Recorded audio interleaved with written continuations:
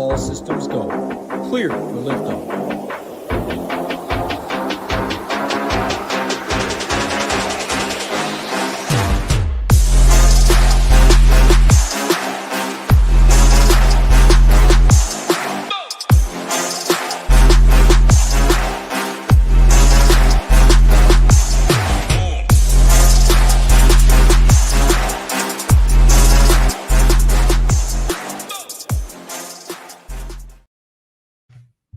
What is happening, Ship It Nation? It is your boy, Belman 967, here to break down another Saturday NBA slate. This time it is for the 15th of November, talking about the four-gamer on DraftKings.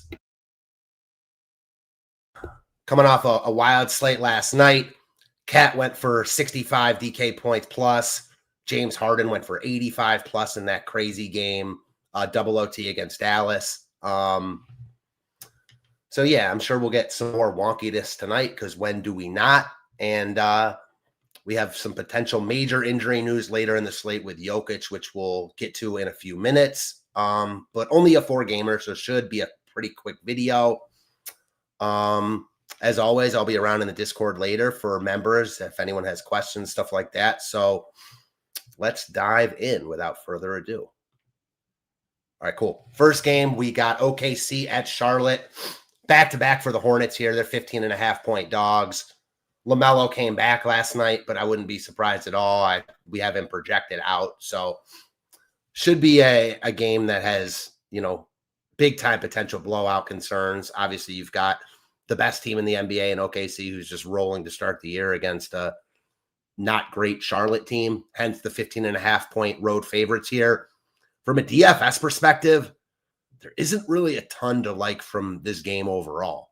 OKC is in the much better spot. All their price tags are fair. However, Lou Dort, after missing the past 5 games, is questionable, so you might add him back in the mix. I mean, Shea is in a great spot. I don't think he gets a lot of love. So as a contrarian spend up option, I get it. Just not a guy that I'm like prioritizing in 1 to 3 lineups. Projecting for 49 fantasy points, high ceiling, but you're going to need that at that price tag. Chet at 7,500 looks okay. No problems with it. AJ Mitchell has been really, really good to start the year, but his price tag's up. There just isn't a lot from the OKC side, despite being in such a good spot that I want to get to. So looking at the Charlotte side, even though they're 15.5-point dogs and the much worse team, they might be a little bit more appealing from a DFS perspective with LaMelo out. We saw Moussa Diabate be the highest owned player on the slate last night in a bunch of big higher dollar contests and lower dollar contests. So, if Kalkbrenner were to miss again tonight, he would go right back to Diabate.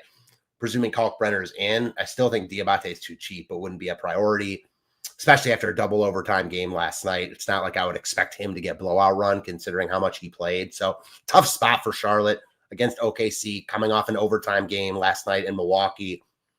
They were in that game for much of it, ended up losing by double digits in overtime. Tough scene in Charlotte. All these guys are more appealing because LaMelo is out, but there's no one in particular I'm like, I need to roster. Moving on to probably a better game from a DFS perspective, even though this isn't a great one either. You've got Toronto, who looks to be playing pretty well right now, at Indiana, who just continues to get decimated by more and more injuries. From the Toronto side, I like them here. They're in a great spot. Indiana is not good, coming off their miracle NBA championship finals run, or NBA finals run, not NBA championship, NBA finals run. They just have not been good to start the season, and they're dealing with a ton of injuries. It started with Halliburton last year. It's just flowed into the season. They just cannot stay healthy. Now Aaron Nesmith is the newest pacer that's going to miss some time. So I do think there's a lot to like about Toronto. Their price tags are higher than they've been, though. So not that I think you need to be cautious with them, because this is a great spot on a smaller slate. And if Jokic is out, we're going to have a ton of value. So I do think you can take a look at multiple Raptors on this slate. Quickly's been really, really good. His tag's up to 7K. Doesn't project amazing, but the minutes have increased. and he's clearly got a ceiling at that price tag. So I like Quickly here. I think Barrett would probably be my least favorite, knowing that on any given game, any of these four guys can be the top dog for the Raptors. I think you'll see at least amount from Barrett, but he's still a very good offensive player. 7,200 in this spot could be a Barrett night. I'm always a Brandon Ingram fan. His price tag is kind of stabilized at 7,800. Don't love the ceiling at this price tag. He just hasn't shown it a ton this year, but I think his floor is pretty nice. And, on this slate at 7,800, I think he's just like a cog in the machine type. Interesting that we have Ingram with a higher ceiling than Scotty Barnes.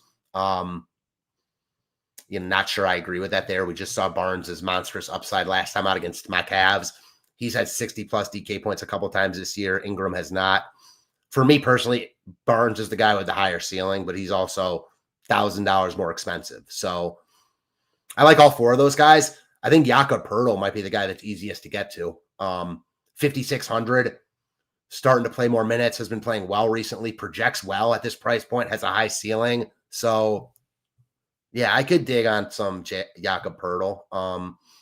I don't think he's like an auto lock, especially depending on the value that we get later. J-Val would be a much stronger play, but you can play two centers. So yeah, I like the Toronto side a lot here. I mean, honestly, what's not to like against this depleted Indiana team? From the Indiana side, there's not a lot to like here. It's a good matchup. Not scared of the Toronto defense at all. Nembhard tags is up a little bit, 6,800. Doesn't project well at that price point. Siakam projects awful at 9,700. I think JRE, Robinson Earl, would be the guy that I'd be most likely to get to, at least as of right now. 4,300 though, like far from a lock.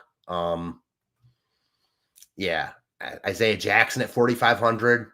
I could dig it. Again, center spot though, a lot of opportunity cost. Jarris Walker has not been good. So yeah, all in all, like I like this game more than the first one from a DFS perspective, but I think the plays you really want are from the Toronto side. And it makes sense. They have a 120-point team total. They're 7.5-point favorites here. So yeah, a lot to like from the Raps tonight. All righty, moving on. We have the best game of the night from a DFS perspective, or not from a DFS perspective, from a real life perspective. Should be a good one for DFS players also. The last two games are much better than the first two games, just from a watching and entertainment standpoint. Both the Lakers and Bucks off of wins last night. So second half of back-to-backs for both teams. Bucks played overtime. So certainly could get some weirdness in this game. As of now, we have it projected where mostly everyone is in. So that's how I'm going to talk about it right now. But certainly things will change a lot if one of the studs misses, or as you know how NBA goes, even if a guy like Marcus Smart, DeAndre Ayton, if guys like that suddenly end up on the injury report, you're going to see value open up from the Lakers and vice versa. You could see the same thing from the Milwaukee side. But as it stands, I think everyone's good to go tonight. So that's how I'm going to talk about it. That's how I think it plays out. It's the NBA, so weirdness always happens. But as of now, I think this game is, a really good game between the Lakers and Bucks. So starting from the Lakers side, you've got Luka versus Giannis. Luka is a little bit cheaper, projects, or a little bit more expensive, projects a little bit better. I like both here. If I had to choose one, and we also have Jokic on this slate, so he's questionable. We might not have Jokic, but as of now, we do have Jokic. I see Luka and Giannis projected to be similarly owned. I like both here. I mean, there's a lot to like about both. If Jokic is out, I think playing both is more than viable. I mean, it's viable even if Jokic is in, but if Jokic is out, you have all that Denver value to make it very possible. So yeah, I like Luka a lot here. Reeves was a core piece for me last night. Ended up having a monster second half. Didn't have enough around him, so didn't have a great night. Cashed, I think, 104 lineups, so pretty mediocre there. But Reeves was good. Ended up with close to 50 fantasy points. Monster second half. I like going right back to Reeves here, especially if I'm not playing Luka. But even with Luka on a 4-game slate in what should be a tight competitive game, I like Reeves a lot. Ayton was monstrous last night. I know our boy Rio, Hebrew Cheetah, was all over that call, so props to him for the Ayton shout-out. Monster performance in New Orleans for him. I'm a little bit hesitant to go here on a back-to-back in just a much tougher spot. But we know he has upside at 6,800. Rui, I think, is fine, 5,500. Not an exciting play, not a guy I'm building around at all, but a guy I certainly think you can play at 5,500. Marcus Smart, yeah, I think he's an even better play than Rui at 4,900. His play has gotten better recently. I like what I have seen from Smart, and no issue going back to him in what should be a competitive game. Give me 1 second so I can calm my dog down.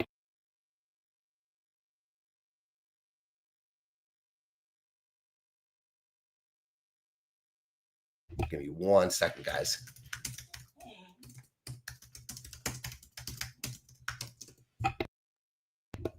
All right, from the Milwaukee side. Talked about Giannis a little bit. I mean, he looks great here.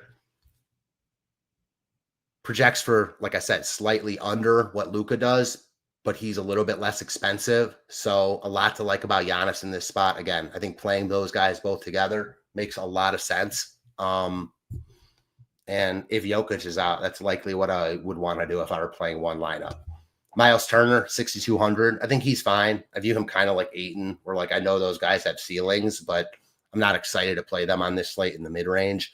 Kuzma was absolutely monstrous last night. 60 fantasy points. NBA DFS legend Mazwa took down all the money in every tournament last night, and Kuzma under 1% was a huge reason why.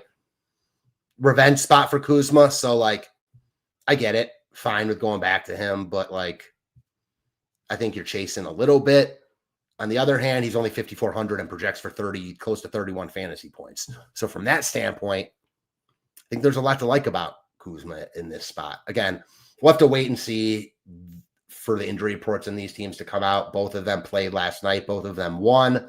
The Lakers won much more handedly. So the Bucks, I think, a little bit more likely to pull some shenanigans, but we will have to wait and see. Last but not least, we've got Denver and Minnesota, 2.5 point spread here, 234.5 total. Denver, now both those could change. No, Jokic is questionable here. I think it's his first time being questionable all year. As it stands, if he's in, from a raw points perspective, he looks like the best spend up option because he's pretty much always going to be that. He's more expensive than Luka, though, considerably. He's 12.8 on DK, which is quite a tag. Coming off a monstrous game last time out. Projects for 63 fantasy points, 80 point ceiling. So yeah, anytime you can get to Jokic, it's viable. But on the chance he's out, it just opens up so much for Denver here. Before I get to that, worth shouting out that Christian Brown is out now. He's going to be out multiple weeks. So that in itself opens up a ton for Denver, whether it's Tim Hardaway, Peyton Watson, Bruce Brown. I think all those guys are wildly in play at cheap tags. Hardaway at under 4K would probably be my favorite. We've seen Watson in the past. He can certainly contribute. And then Bruce Brown under 4K. So those three guys already look great. They'll look obviously better if Jokic is out because everyone on Denver will look better. And Brown is a guy I think they could run some offense through. Or run the offense with, I should say. Aaron Gordon would be another guy I'd like a lot more if Jokic were out. But really, the main guy we'd be looking at is J-Val. 3,500, I don't even hate J-Val right now if Jokic is in on this slate. I think there's a lot of opportunity cost at center, but we know his upside on a slate where Jokic is questionable. What if Jokic plays, but he just doesn't play as much as he's played recently? Maybe J-Val picks up a couple extra minutes. Again, I don't expect that to happen, but I think there's a reason that Jokic is questionable tonight. So even if he plays, I wouldn't be shocked to see him not play quite as much as he's been playing. That said, J-Val would be a smash play if Jokic were out. Going to the Timberwolves side, they played last night. They beat Sacramento in what was probably a more competitive game than you would have thought. But again, it's the NBA. That stuff happens all the time. From the T-Wolves, this game should be really competitive. DiVincenzo, 5,800, projecting for 28 plus fantasy points. I'm good with that there. Ant at 8,800. Ant's interesting to me on this slate. Right now projected to get a good amount of ownership. And And I get it. Like, he's 8,800. He's got a big ceiling, which would be a competitive game. For me, as of right now, I would want to be playing Giannis and Luka. But, I think Ant is like a very nice consolation prize in that spot. And I don't even know if it's possible to play all three. I guess maybe on this slate because we have so much cheap value. But that's probably not a route I'm going to go. But if I'm not paying up for two studs, I think Ant is a logical next choice at 8,800. He's too cheap for his ceiling, as we know. He can be the leading scorer in any slate he's on. He's not likely to do it when you've got a slate with Giannis and Luka, but he's talented enough where he can do it even on those slates. So always in play. Tonight's no exception. Julius Randle looks really good here. Even cheaper than Ant, projects similarly, similar ceiling. Yeah, I like Randle here. I've always been a fan of Randle. He's playing well for Minnesota now. Love to see it. Totally cool playing Randle here. Jaden McDaniels, more of a GPP play. Doesn't project well, but we know his ceiling. Should play a ton of minutes.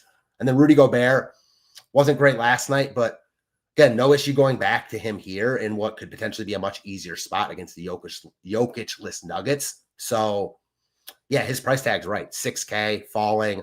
Fine with him here. I think the priorities for me in this spot would be Ant and Randle, but obviously those guys are the most expensive.